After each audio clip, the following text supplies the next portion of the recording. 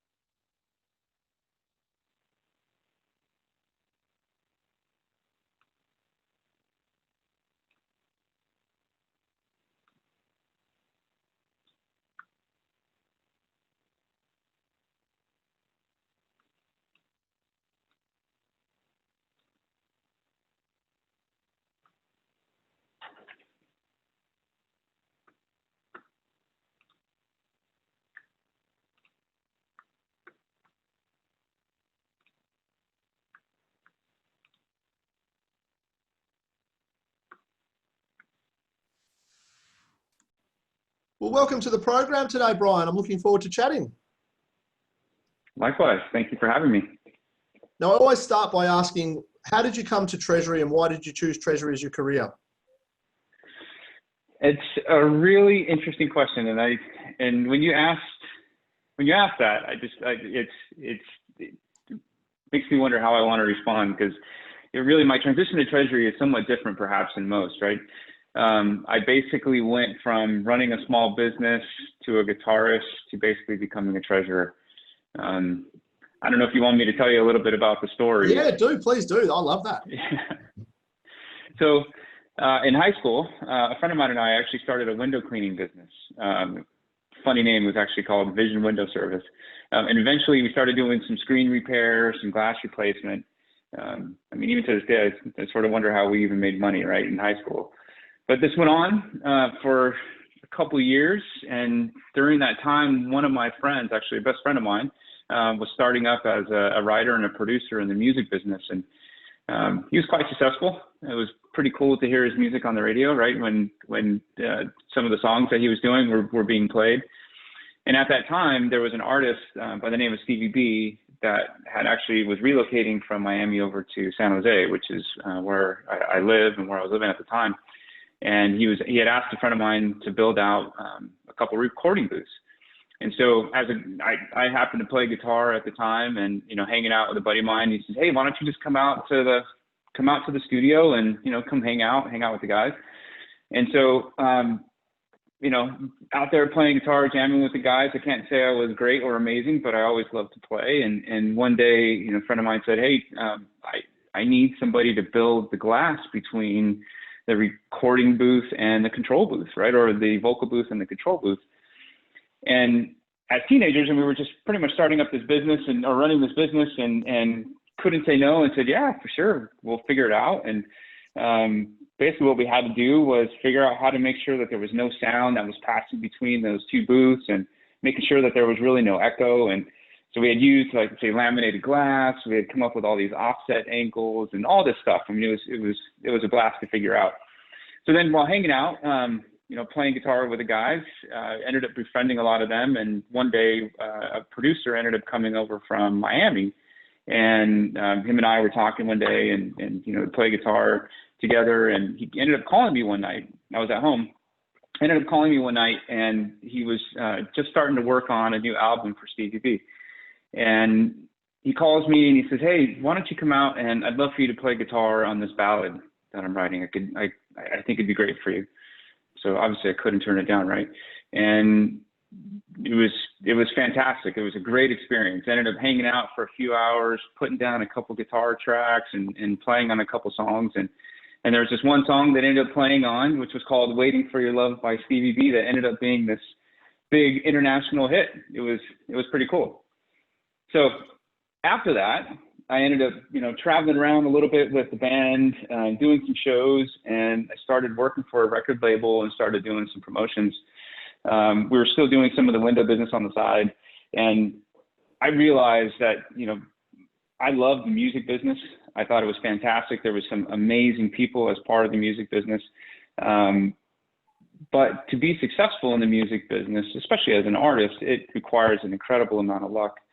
And I didn't feel like I was incredibly talented, and I probably didn't have the same amount of luck. And I decided, you know what, I'm just going to make a change, and I'm actually going to get into music business or just study business in general. I missed, being responsible for a small business, and I decided to make a change and went to college. So in college, I ended up going to Cal Poly, which is in California, and studying to get my business degree in finance.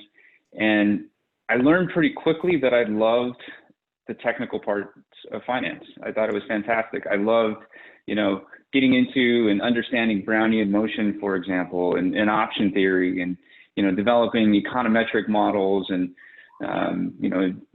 understanding the theory, and actually learning programming and how to program these, econometric models and just running models using C and C++. It was awesome. And, being able to say words like, homoscedasticity and, correlation is not causation.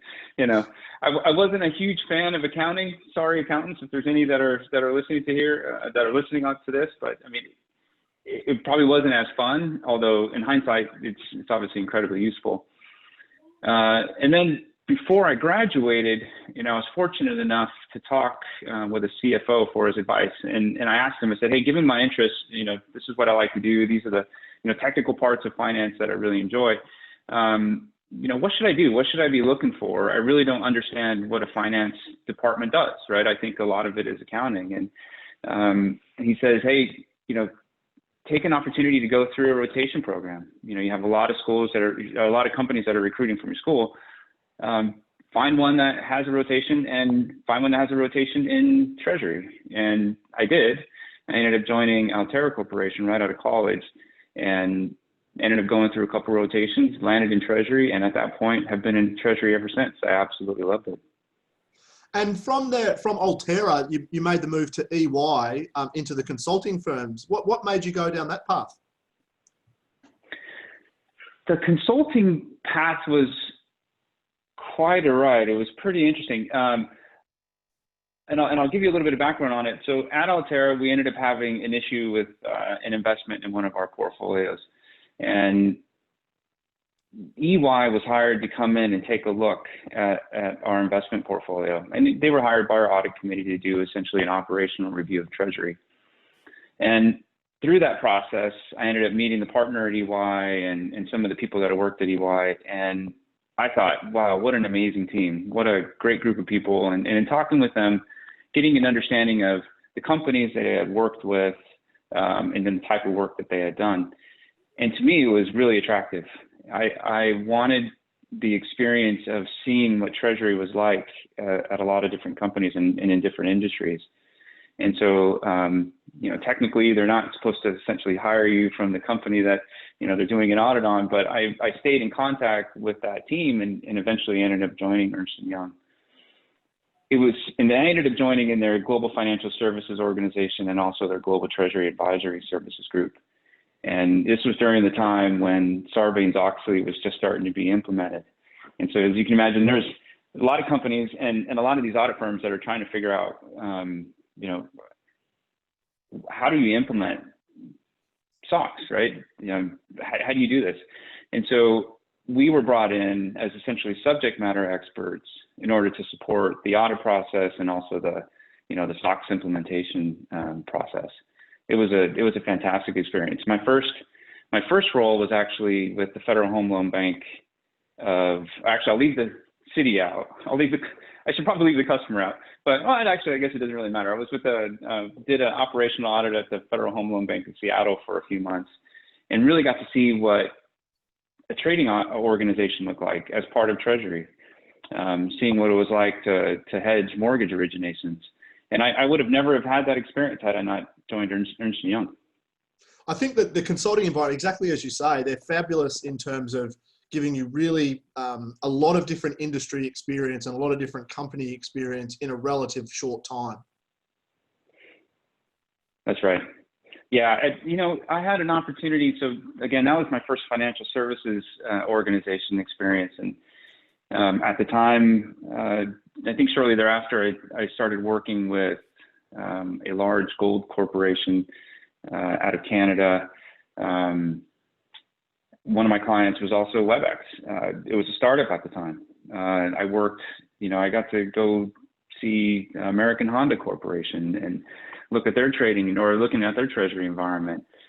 Some of the mortgage companies that are unfortunately no longer around, got to do some work there with Countrywide and some of the others. And so it was definitely a unique experience. And I think what I took away from that, what I loved the most about it was, look, we're trying to understand what you're doing. And depending on the nature of what the engagement is, it could be take a look at our operations, tell us what we can do different or what we can do better, or help us understand our business processes and where we can implement better control, right? So one is more efficiency in our process, one is more of our control environment. It's easy to do that, and it's easy to say, hey, it should be done a certain way. But the nuance of understanding the culture of the company, the culture of the team, and being able to say, what really makes sense, what's really right for the company to implement, depending on whether it's the people that they have involved with their teams or the company, or like I said, just the culture overall. And so that to me was probably the biggest learning out of that entire experience. And following on from EY, you've climbed through the ranks in Treasury to become treasurer, but spent some time at SunPower, at HDS, and now you're obviously the treasurer at Intuitive Surgical. What would you say have been the career highlights in your own mind to date? Gosh, there's been every company has had its own highlight, right? It's been exciting, and I wish I could go through each of them. If you don't mind, actually, I'd probably talk a little bit about HDS or Hitachi Data Systems for a second, since we were just talking about culture, and then talk a little bit about Intuitive and what some of the highlights have been there. And I say just overall career highlights, I feel fortunate, right? I think in every experience I've had, or in every job that I've been at, or company that I've been at, it's been a global experience, right? I've been able to have exposure to different cultures, different company cultures, different country cultures, and had an opportunity to work with some amazing people. I think at Hitachi, what was most interesting to me was really getting to experience a transition in country culture. And Hitachi was learning, so I worked for Hitachi Data Systems, which was the largest global subsidiary of Hitachi. And Hitachi itself was going through essentially a country culture transformation. So in the past, they were learning at this time to sort of compete against large global companies, let's say like GE, for example. But in Japanese culture, people work for the same company all the time, right? Being at HDS, being that we were the largest global subsidiary, we were doing things that were, from a culture perspective, uncomfortable for them. So we implemented a shared service center in Kuala Lumpur. We implemented another shared service center in Krakow, and we're really distributing some of our work to standardize on processes, not necessarily just for cost savings, but to standardize on processes around the world. They looked at that experience and said, wow, that is not something that we do, right? We don't make let's say, we're not going to make a change with our AR team in Japan and put them in another country. That's just not something that they do. But they started to do that. You started seeing some actual worker mobility, people that were going from Japan and say, going to other countries, or frankly, joining other companies in related industries or even their competitors. And to be able to experience that and to see how the company was sort of transitioning it was an amazing experience. They really wanted to learn what we were doing and how we were doing it, and basically how our workers would respond to it. So that was pretty cool. I mean, we did a lot of great stuff, right? We ended up winning an award. We put in this whole, APAC cash management sort of infrastructure, if you want to call it that, and some other cool stuff around cash forecasting, which is great. But it was really around getting the experience of culture, which I thought was pretty cool. At Intuitive, the highlight for really for me has been the company. I think around really what we do, our culture, our people, and our leadership. I think we have an amazing company. It's an amazing company to be a part of. We've done some pretty cool stuff, I'd say, within Treasury, things like implementing a notional pool in EMEA. We've automated a lot of our processes, and I'll tell you about some of that stuff. Using RPA, implementing new hedging strategies. We've done a stock split, completed some capital market transactions like accelerated stock repurchases, etc. But we've done some. It's been overall, probably the highlight of my career so far. One, the company, and then what we've done technically. One thing that we've done, which is actually really cool, and I can't take all the credit for it, my team really should take the credit for it, but is we created a framework which basically supports our share repurchase program. I can't give away all the details necessarily, but I'll tell you that we developed a model using a software called At-Risk, which is essentially a Monte Carlo simulation tool where we test like thousands of share repurchase grids against 10,000 stock price paths over a defined period that we end up putting in. And we have all these factors and all these variables that we end up putting in. The intent is really to answer the question for our management team is, what would be the most efficient or the most cost-effective share repurchase grid for Intuitive to put in place when we're buying back stock? Basically, where's the grid? What grid can I put in place with the bank where I can either buy back the most stock for the lowest price, or the best grid to target a specific amount of spend? If we want to spend, $500 million this quarter, what should the share repurchase grid look like? And then we do a lot of back testing, all this other stuff. And so it's fun. I mean, we're able to create an environment where we can explore and, put in new things like that. You've obviously got a very analytical, problem-solving mind, as you mentioned earlier. Has that been a driver in that stuff, or has that come more from management and others? I love to do it myself. And so I love to offer up the ideas. And I think we also have, I have someone on my team who's very much the same, very analytical, super smart guy. I think I'd say the leadership of our company also is very analytical. I want to say our CEO is, from Caltech, and he loves getting into the details once in a while, more because it's fun, not because he's necessarily questioning what we're doing. And so I'd say it's been a good partnership. I love to bring that stuff up. Hey, we can do this. We can sort of go off and do this modeling. I think would be great. And they're completely supportive of it. Sounds really exciting. And obviously you enjoy it. You can tell by the way you talk about it, you're quite passionate about it. Yeah, I love it. Can I ask, Brian, what's been your approach to networking throughout your career? Yeah, that one's tough. I'm sure maybe you get the same response. Early in my career, I was much more active with networking. I enjoyed attending our regional treasury events, our national treasury meetings, and I still enjoy networking. I just don't do it as much. I wish I was better at it. I'd say most of my focus today is really networking within the company with various business leaders within the company. Most of my time, I'd say, is doing that. As our business is growing today, I need to understand, and it's great because they'll come to me as well, but I need to understand what is it that we're working on? What is it that we're moving towards? Case in point is our business is shifting to more of a pay-per-use model and working more on leasing. So, Treasury actually was the one that pretty much developed our leasing program. It's now a part of customer finance, but it's become a global program. And so I need to make sure that I'm constantly meeting with our business leaders there. And when we say networking, yeah, there's a work element to it, but it's great to have that personal relationship as well. So that way, hey, if I need to call you on a Saturday morning because I have a question about something, I can, or you can do the same with me, and really developing that personal connection. But I do need to be better about networking externally.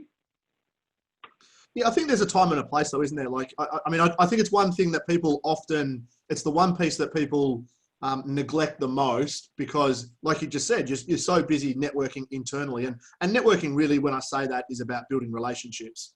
But right. You're just so focused internally that you don't have the time to do it externally. But it's definitely something that people need to allocate some time to.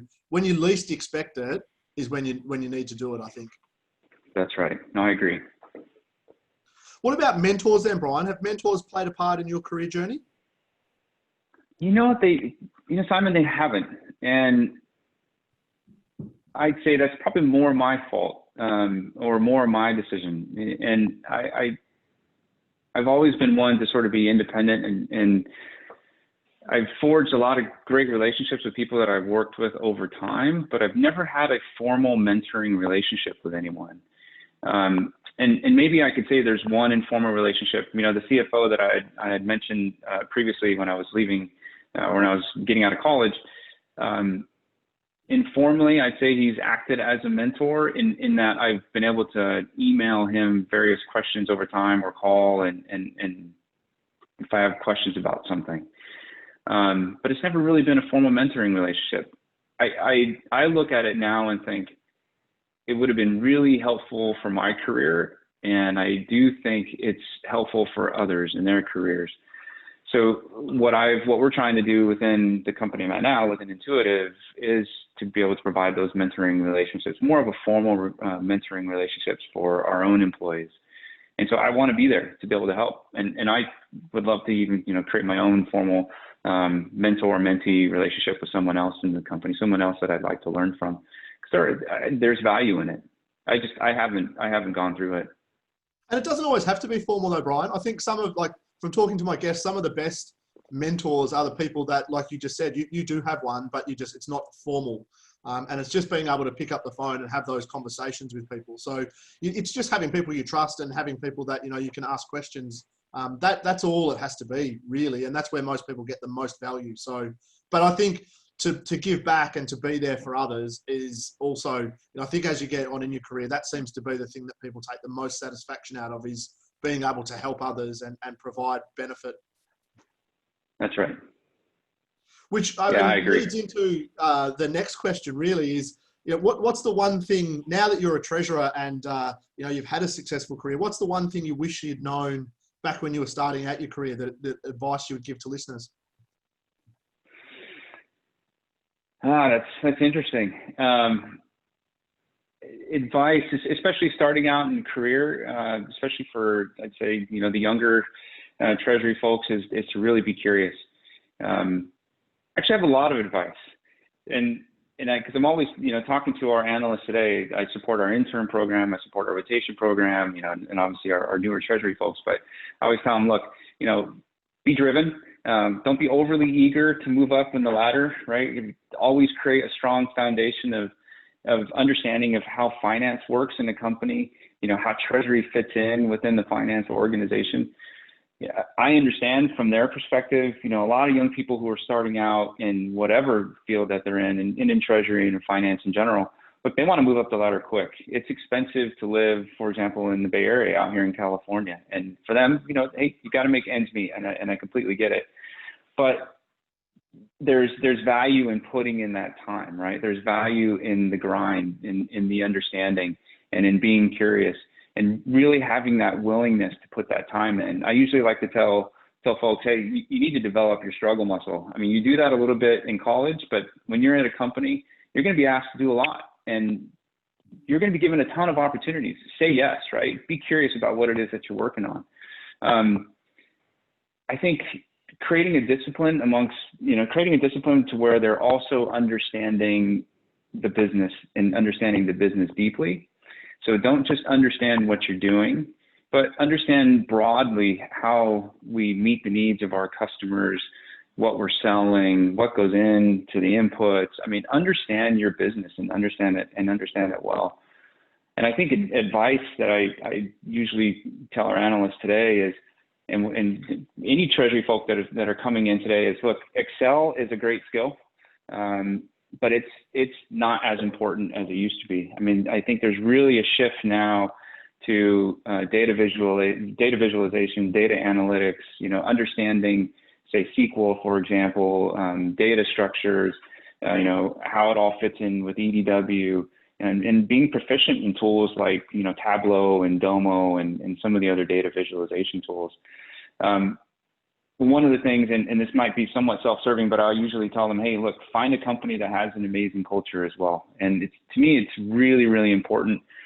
I feel like I've learned it the hard way. I've been at some great companies, and I think if you find a company that is, dedicated to their mission, they promote an honest, an open culture, and really support employee development, I think is one that really helps someone grow. It really helps them to develop their own voice, making sure that they know who they are as they go through their career, not just knowing how to do a function, but really knowing who they are, speaking up about various issues, right? Feeling comfortable to do so. And I think an open or a supportive company culture really can help an analyst develop that. Which leads into the question, what do you look for, Brian, when you're recruiting your direct hires into your team? To me, most importantly is character and capacity. So I look for people, and I'm fortunate because I get to do a lot of hiring for the company, but I look for people who really are humble. They have the courage and the confidence to speak up when something needs to be said. I think given our profession, and particularly in treasury, it's incredibly important to have high integrity. So I think character is important. I try to ask, hey, tell me at some point where you've had to demonstrate, courage of your conviction, right? Being able to stand up for what's right. Tell me an environment where you've had to express that, just to really understand what their character is like. And then around capacity, a lot of times you have these young, just some incredibly young, great folks, right, that are coming. They don't have any experience, but do they have the capacity to learn? And it's not all about just their education. It's also about, what have they seen in the world, right? Do they have sort of quote unquote street smarts, and to build the ability to be able to see patterns and to understand what's going on around them. To me, I think that's important. What I also look for is, energy. I mean, you could be this, the best person, great. You could have a ton of capacity, but you gotta want to do something, right? And so things that they've achieved, getting an understanding around their overall achievements, I think demonstrates the hard work that they've put in. So I usually like to say, hey, tell me about something that you're most proud of. Tell me something about your achievements. which really tells me if they have that, energy level or not. I love understanding about their experiences in and outside of the professional environment. I think, it really shapes their lives and helps you get an understanding of who they are.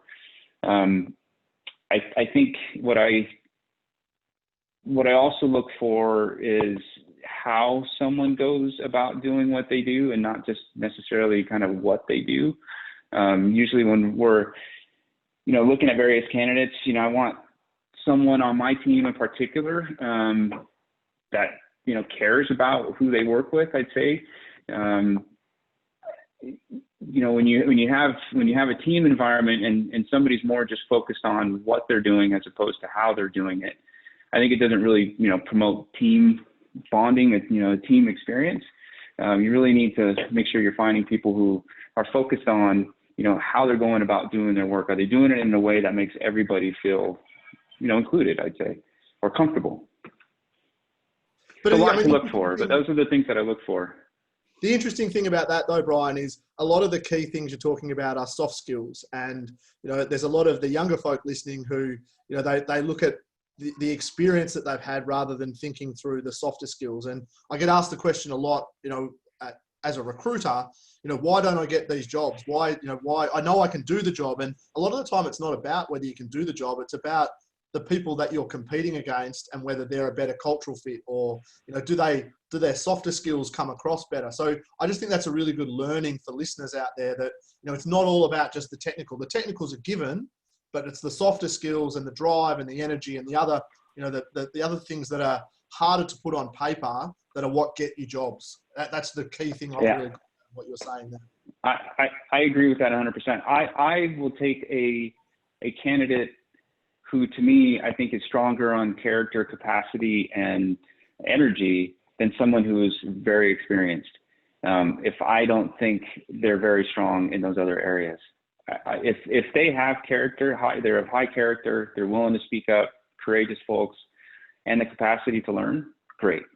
And if they have the energy and the willingness to do so, fantastic, right? Because that person will, that candidate, they'll learn. Totally. That you can always teach them the technical, but you can't necessarily make them have the softer skills and the energy and the drive. That's right. Brian, what would you say makes a successful treasurer in the eyes of the CFO, the CEO, the board?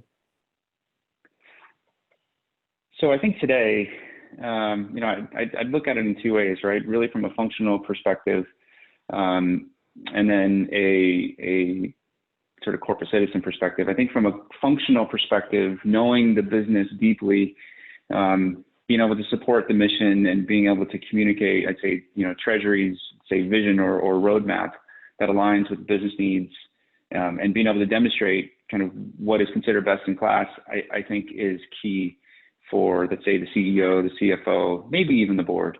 For the board and also executive management, I think transparency, thinking ahead when you're evaluating market or external risk to the business, and really understanding our financials is key. I think, a treasurer's role though is not necessarily all just functional expertise. And, we're talking about this now as we're talking about, who do we look for in hiring, how do we support the process? We're leaders in the finance organization, right? We need to focus on building and maintaining our company and our team culture.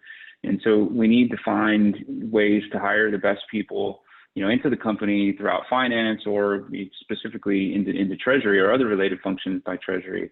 But being active in that development and like we were talking about before, and in mentoring our employees. And so really being a leader in the finance organization as well. So not just functional, but also supporting, our employees. I think, thinking back to the functional aspect of a successful treasurer, like I was saying, knowing the business is key. You have to make sure what you're doing, you're not just going off on an island and, trying to make Treasury a certain way. If it's not supporting the business, it doesn't really matter. So understanding our business drivers, how our business is going to evolve over the next few years, really understanding what the business requires, what the implications are on liquidity, our profitability, cash flow, when we need to access the capital markets, I mean, you really should be viewed as a resource who can provide those insights and not necessarily learning about them from someone else in the company. That is really the value that, that the CEO, the CFO, and the board are really looking for from you. Yeah, no, I'd agree with that. And one last question for you, Brian. Technology is changing very rapidly, and you've made mention to it before. How do you see the role of the treasurer changing in the coming years on the back of that?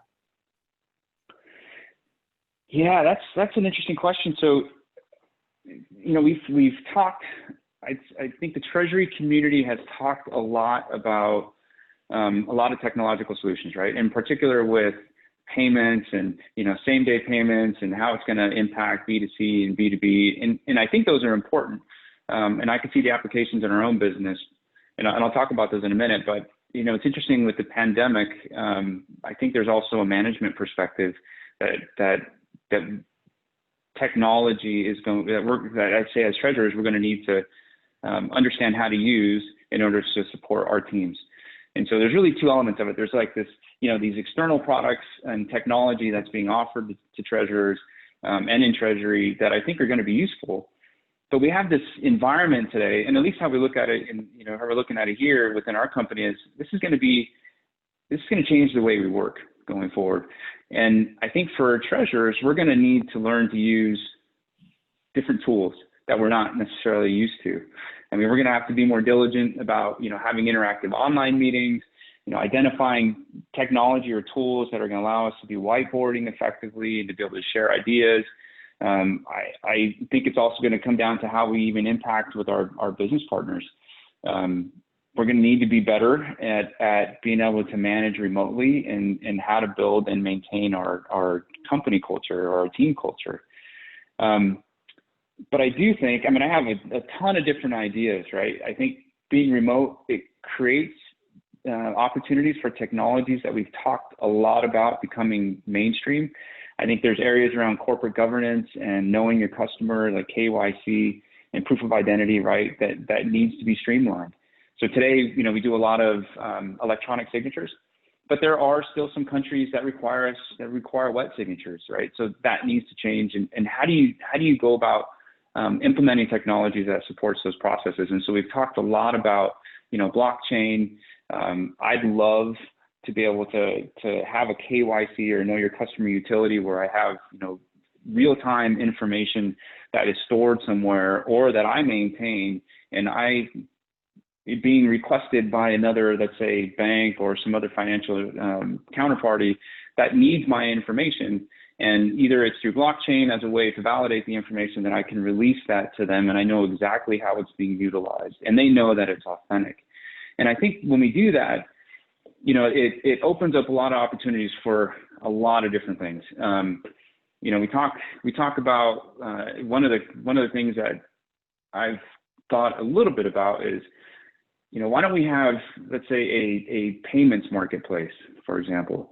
Today I deliver all of my payments, even if I'm sending a Swift message, delivering all of my payments directly to, one bank who's then delivering those messages out to, the other banks that we're making payments to. Why don't we have a payment exchange, right? Why can't I put that file of information out? And why can't I have, let's say, a bank that wants to clear those payments for me, give me a cost?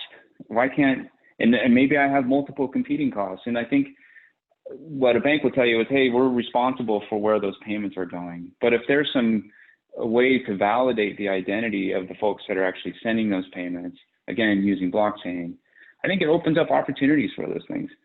There's all these crazy ideas you can come up with, but I think you'll start to see more solutions like that.